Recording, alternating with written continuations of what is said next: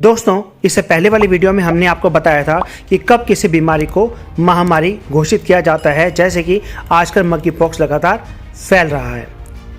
तो monkey pox के मामले अब तक 9 यूरोपीय देशों में देखे गए हैं। इनमें Belgium, France, Germany, Italy, Netherland, Portugal, Spain, Sweden और ब्रिटेन शामिल है। और इसके अलावा इसके मामले अमेरिका, कनाडा और ऑस्ट्रेलिया में भी दर्ज किए गए हैं। WHO के यूरोप के रीजनल डायरेक्टर हॉन्स क्लूगे का कहना है कि मंकी पॉक्स का संक्रमण असामान्य लग रहा है और ये जिन स्थानों पर मिला है वहाँ इसके मामले ट्रैवल हिस्ट्री से जुड़े नहीं पाए गए हैं।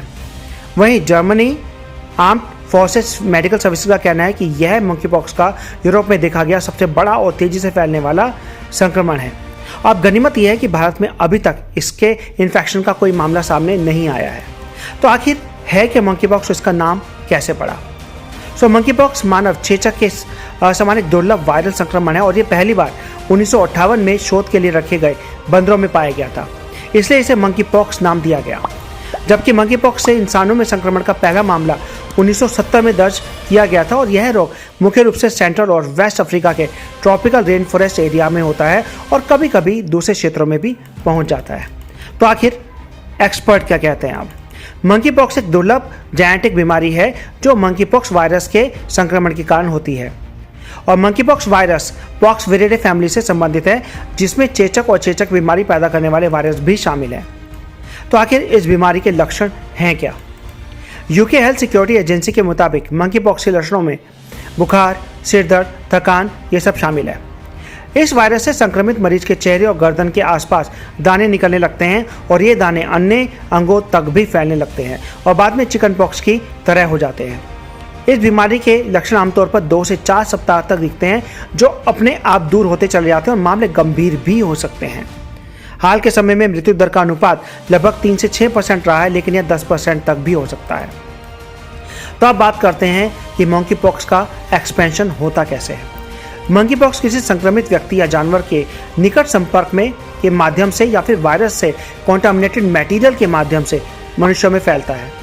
WHO के मुताबिक ये वायरस बंदरों से फैलता है और बंदरों के अलावा ये गिलहरी और चूहों से भी फैल सकता है। मंकी पॉक्स का वायरस स्मॉल पॉक्स से संबंधित है, हालांकि इसके लक्षण स्मॉल पॉक्स से काफ़ी हल्के होते हैं। यह बीमारी घाव, शरीर के लिक्विड्स, रेस्पिरेटरी ड्रॉपलेट्स और कॉन्टामिनेटेड मटेरियल के माध्यम से फैलता है। यह वायरस चेचक की तुलना में कम संक्रामक है और कम गंभीर बीमारी का कारण भी बनता है। मंकी पॉक्स का कोई निर्धारित इलाज तो नहीं है, लेकिन अगर शुरुआती लक्षण देखने पर ही मरीज का इलाज हो जाए तो उसे स्मॉल पॉक्स की वैक्सीन लगा दी जाए तो वो इस बीमारी के खतरे से बच सकता है। लेकिन इसके लिए जरूरी है कि लोग मंकी पॉक्स के लक्षणों को नज़रअंदाज ना करें। एक्सपर्ट्स का कहना है कि मंकी पॉक्स कोई नया वायरस नहीं है। इसके केस भले ही अब बढ़ रहे हैं, लेकिन ये चिंता का कारण नहीं है।